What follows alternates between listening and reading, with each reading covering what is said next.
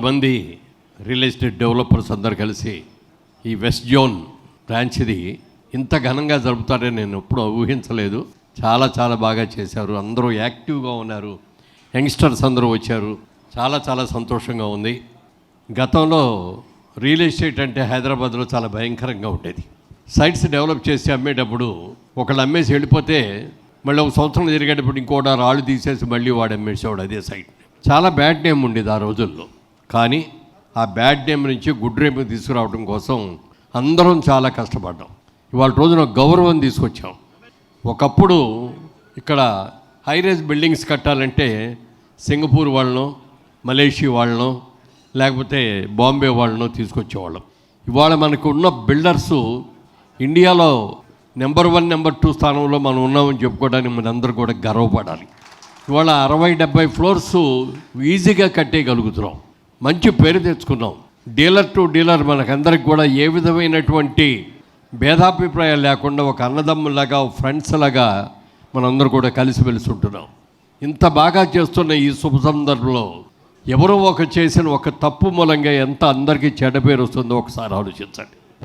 కడవ నిండా పాలు ఉంటాయి, కానీ ఒక్కొక్క విషపు చుక్క దాంట్లో పడంగానే ఆ పాలన్నీ ఎలా విషపూరితం అయిపోతాయో, ఒక్కళ్ళు చేసిన తప్పు పనికి మనందరికీ కూడా చెడ్డ పేరు వచ్చిన మాట వాస్తవం. ఇది మనం రాబోయే రోజుల్లో ఇలాంటివి రాకుండా, ఇలాంటి వాళ్ళు ఎవరైనా చేస్తుంటే మనందరూ కూడా కండెమ్ చేసి అలాంటి వాళ్ళ మీద కంప్లైంట్ చేసి ప్రజలకు కూడా సగం రేటుకు వస్తుంది అని అంటే ఎందుకు అంత క్రైజ్గా ఫీల్ అయ్యుకుంటారు? అది నిజంగా అవుద్దా కాదా, ఆ రేటుకి ఇస్తాడా లేదా, అతనికి స్తోమత ఉందా లేదా, ల్యాండ్ క్లారిటీ ఉందా లేదా, ఇవన్నీ చేసుకోకుండా చేస్తే అందరూ కూడా దెబ్బతింటారు. అలా కాకుండా ఉండాలి అంటే మనం కూడా జాగ్రత్తగా చూడాలి. మన సరౌండింగ్స్ అందరూ కూడా ఎవరెవరు ఏం చేస్తున్నారు, ఇలాంటి ప్రీ లాంచ్ బేరాలని చెప్పి పెట్టి తీసుకొచ్చి మనందరికీ కూడా చెడ్డ పేరు తెచ్చుకునే వాళ్ళని మనం కన్యప్ చేయవలసిన అవసరం ఎంతైనా ఉంది. ఇవాళ రోజున నేరేడ్కో ఒకప్పుడు నార్త్ వాళ్ళే ఉండేవారు తప్ప సౌత్ వాళ్ళు ఎవరిని కూడా దగ్గరికి రానిచ్చేవాళ్ళు కాదు. వాళ్ళ రోజున మన వాళ్ళందరూ కూడా అద్భుతంగా ఆల్ ఇండియా లెవెల్లో మనం పేరు తెచ్చుకోగలిగామంటే అది మన గొప్పతనం. రాబోయే రోజుల్లో ఇంకా మనం అద్భుతమైన పేరు సంపాదించుకోవాలి.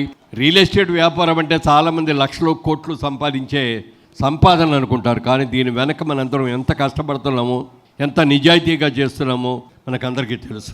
ఈ నిజాయితీ, ఈ పేరు ప్రతిష్టలు ఇలాగే కొనసాగాలంటే మనందరూ కూడా కలిసిమెలిసి ఉండాలి. అనవసర పోటీలకు వెళ్లకుండా పోటీ పడాలి. ఎక్కడ పడాలి అంటే కన్స్ట్రక్షన్ క్వాలిటీలో మనం పోటీ పడాలి. మీకంటే నేను బాగా కట్టాలి, నాకంటే మీరు బాగా కట్టాలి అనుకోవాలి తప్ప మీకంటే రేటు తగ్గించాంతావు, సగం రేటుకే ఇస్తామని అనకూడదు. అది అల్టిమేట్గా రియల్ ఎస్టేట్ వాళ్ళ దగ్గరికి వెళ్తే అన్నీ కూడా బాగా చేశారు, సక్రమంగా చేశారు అని ఒక మంచి పేరు తెచ్చుకున్న రోజునే మనకి మంచి జరుగుతుంది. దీన్ని దృష్టిలో పెట్టుకొని మీరందరూ కూడా సమిష్టిగా ఒక మాట మీద నిలబడి ఏ సమస్య వచ్చినా సరే ప్రభుత్వం దగ్గరికి వెళ్ళి మనం పరిష్కరించుకునేటట్టుగా ఉండాలి. ఇవాళ మనకి ఒక young, dynamic, daring and dashing ముఖ్యమంత్రి గారు వచ్చారు. ఆయన కూడా రియల్ ఎస్టేట్లో చాలా అనుభవం ఉన్న ఆయనవే.